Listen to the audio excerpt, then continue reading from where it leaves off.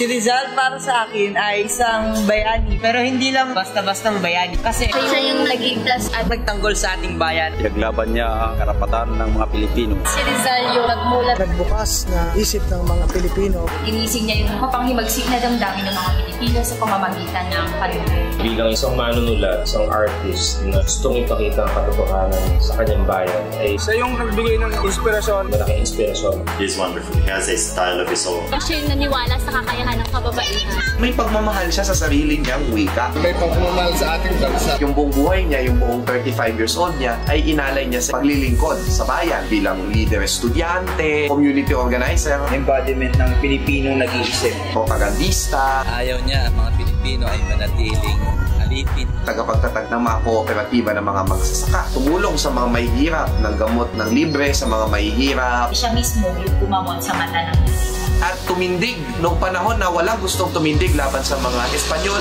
pinusa yung buhay niya para sa bayan. Isa pa rin siya sa taong pinagkakautangan natin lahat. Meron siya mga gawain na pwedeng tularan ng kabataan.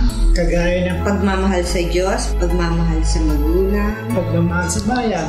Si Rizal po ay isa pong huwayan na isa pong Pilipino. Maganda po siyang halimbawa sa atin. Sa mga idol namin. Idol ko po siya. Si Rizal ay ang aking idolo.